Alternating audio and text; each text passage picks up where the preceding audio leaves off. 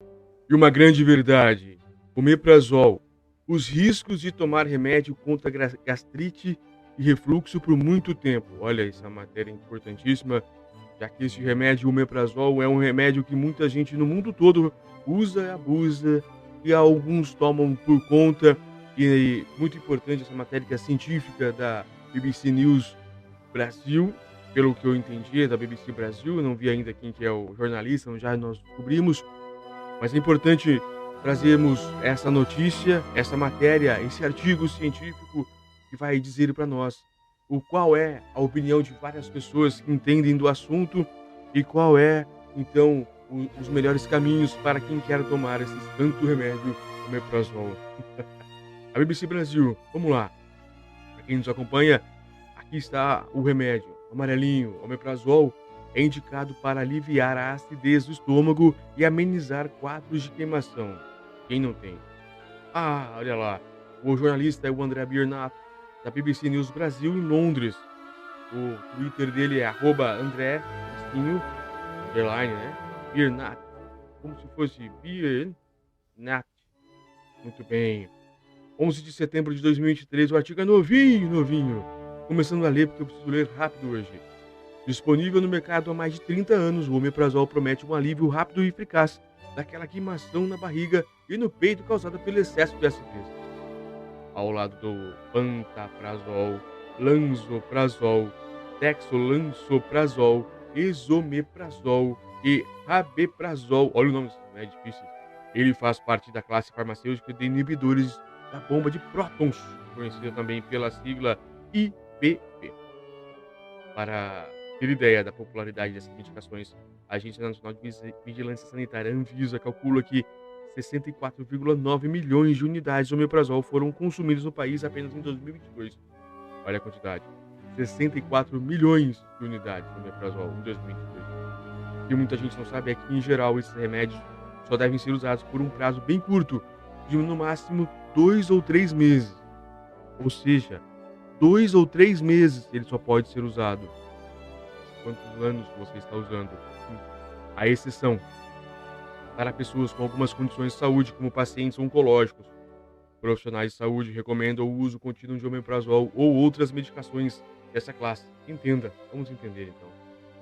Como você vai entender ao longo dessa reportagem, eu não digo reportagem, eu sempre, quando a BBC e o André escrevem, isso são artigos científicos. O consumo dos IBPS por períodos longos, como muitas pessoas acabam fazendo no dia a dia, sem orientação de um profissional de saúde, que está relacionado a desequilíbrios no sistema digestivo e dificuldades na absorção de vitaminas e minerais. Alguns estudos sugerem que esse desbalanço causado pelo abuso desses fármacos pode causar até doenças mais graves, como osteoporose, câncer e demência. Mas essas repercussões à saúde ainda não são consenso na comunidade científica e precisam ser estudadas a fundo, como apontam especialistas ouvidos pela BBC News Brasil. Vamos aos especialistas. O tópico é a acidez, além da conta. Nas aulas de química do colégio, aprendemos o que é pH, uma escala numérica que determina se uma solução é ácida ou básica, alcalina. No nosso estômago, dependemos de um ambiente ácido para o processo de digestão. Os sucos gástricos, que são os bem ácidos, diga-se, começam a quebrar os alimentos em pedacinhos cada vez menores e depois serão absorvidos pelo intestino delgado. Só que, em algumas pessoas, essa acidez passa da conta. O líquido estomacal tem um pH tão baixo ou está numa quantidade tão grande que ele passa a ser corrosivo para o próprio sistema digestivo. Em algumas, essa queimação essa queimação pode aparecer no próprio estômago na forma de gastrites e úlceras, feridas que se formam nas paredes internas desse órgão. Para outros, o problema é ainda mais em cima. Um defeito na válvula que separa estômago e esôfago faz com que o conteúdo ácido suba em direção ao peito e à garganta. O quadro é conhecido como refluxo gastroesofágico. Como o esôfago é bem menos preparado que o estômago para lidar com substâncias ácidas, ele fica machucado. Os indivíduos acometidos pelo refluxo sentem azia, queimação da boca do estômago à garganta, tosse e até dor no peito intensa, que chega a ser confundida com um infarto. No caso do refluxo, o ideal seria ter um remédio que corrigisse o defeito na válvula, mas Como não possuímos esse tipo de tratamento, o que fazemos é lidar com a acidez, diz o médico Joaquim Prado Moraes Filho, da Federação Brasileira de Gastroenterologia, FBG. E é aí que entra o IBPS, como o omeprazol. Eles diminuem a acidez do suco gástrico. Com isso, a agressão às paredes do estômago e principalmente do esôfago ficam menos intensas. Abre aspas. Esse remédio bloqueiam a produção de ácido, impedem as lesões e aliviam aqueles sintomas de queimação, resume Moraes Filho, que também é professor associado à Faculdade de Medicina da Universidade de São Paulo, a FMUSP. O médico lembra que, em muitos casos, o uso do omeprazol e companhia precisa ser prolongado, se prolongar por 4 a 8 semanas no máximo. Essa informação, inclusive, aparece em algumas bulas desse fármaco. Abre aspas. Geralmente, a dose recomendada de omeprazol varia de 10 miligramas aos 20 miligramas, administrados antes do café da manhã e durante um período que pode ir da tomar uma dose única, ou até 4 semanas de tratamento. Diz o texto da bula que pode sofrer variações segundo cada fabricante. Os riscos, tópico. Mas aí vem a questão. Como mencionado pelo próprio médico, o omeprazol e companhia lidam com um aspecto, mas não resolvem a raiz do problema, no caso do refluxo, o defeito na válvula contínua, ou seja, o ajuste momentâneo de acidez até melhorar a queimação, mas, passado o período de tratamento, pode ser que tudo volte ao estágio anterior se outros aspectos da vida, sobre os quais falaremos adiante, não forem modificados. Com isso, muitas pessoas acabam prolongando o uso dos IBPS por conta própria, com o objetivo de aliviar os incômodos. Isso é facilitado pelo fato de esses remédios serem acessíveis ao consumidor final, mesmo sem receita, apesar de eles possuírem tarja vermelha, porém estão vendo apenas sobre a prescrição médica. Só que esse consumo de omeprazol sem indicação de um profissional de saúde está relacionado a uma série de consequências, abre aspas, já que temos a comprovação de que eles aumentam o risco de osteoporose, fecha, exemplifica a farmacêutica Daniele Marini, diretora do Conselho Regional de Farmácia do Estado de São Paulo, CRF-SP. Vale lembrar que a osteoporose é um quadro marcado pela perda progressiva de massa óssea. Nela, os ossos ficam cada vez mais porosos e enfraquecidos, o que leva à probabilidade de fraturas. Abre aspas, a mesma ação que os IBPS fazem no estômago também ocorre nos ossos. Com isso, eles podem degradar as células responsáveis pela regeneração do esqueleto, completa ela. Quando o omeprazol é utilizado por curtos períodos de poucas semanas, esse processo de regeneração óssea não é tão prejudicado assim. Neste caso, a preocupação dos especialistas está mais no consumo contínuo e sem supervisão de farmácia.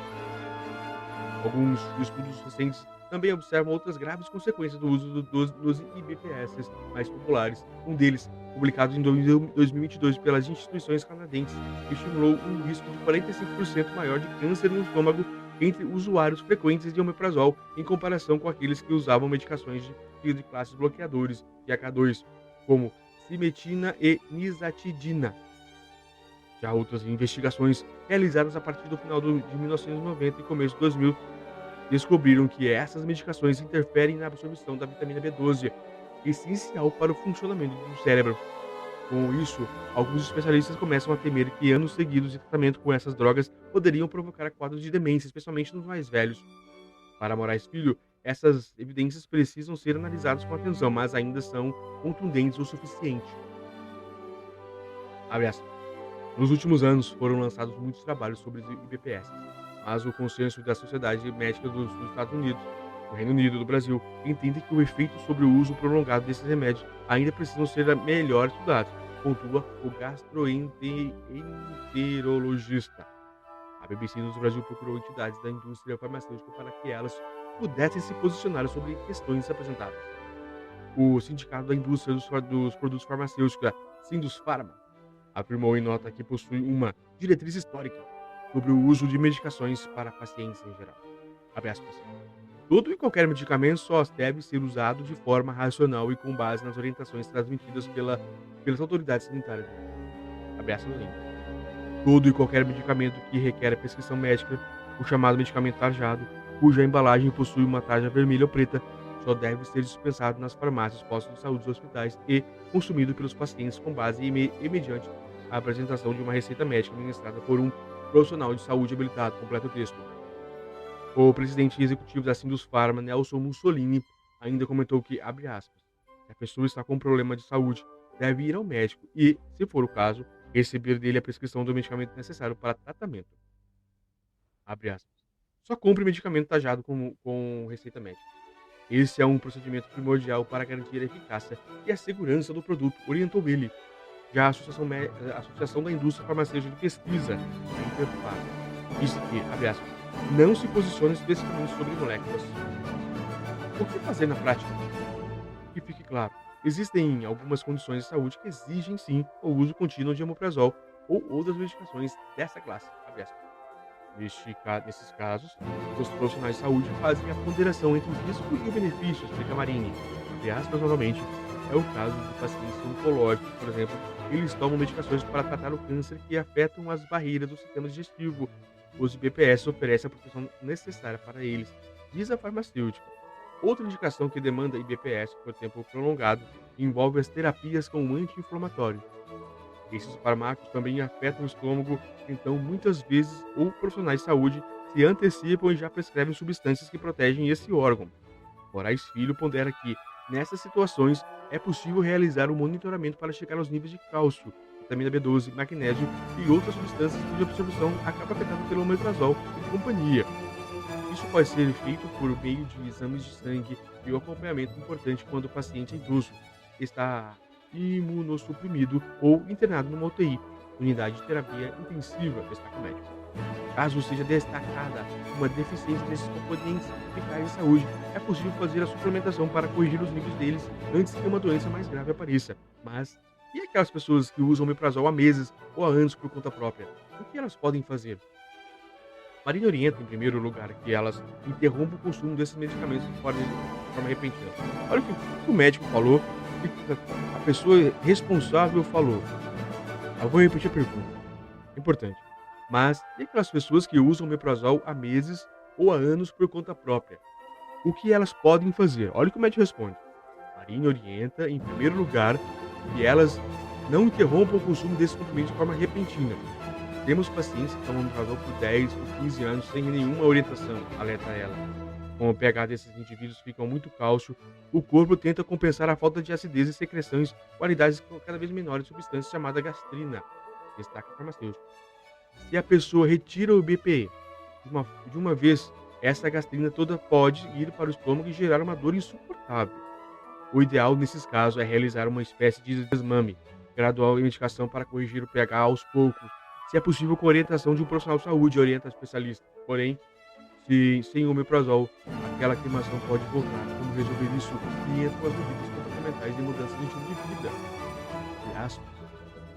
O tratamento não farmacológico de refluxo gastrolinfático é extremamente importante. Não dá para o médico simplesmente escrever uma receita de remédio e esperar que o paciente fique bem. Chama atenção, Moraes Filho. Um primeiro passo é não se deitar logo após as refeições. É preciso guardar 2 ou 3 horas, do médico. Ou seja, aquele cochilo após o almoço é o errado. Errado. Olha o que ele fala. Um primeiro passo é não se deitar logo após as refeições. A posição horizontal facilita a volta de conteúdo estomacal ácido em direção ao esôfago, onde as lesões acontecem. Há casos em que ergue uma cabeceira da cama, uns 12 a 15 centímetros também ajuda. Acrescenta, mas dormir praticamente sentado até pode. Moraes Filho lembra que outras medidas gerais de qualidade de vida, como manter o peso ou emagrecer, fazer atividade física, cuidar da saúde mental, também tem muito a contribuir com o controle das crises de queimação sem necessidade de abusar de comprimidos.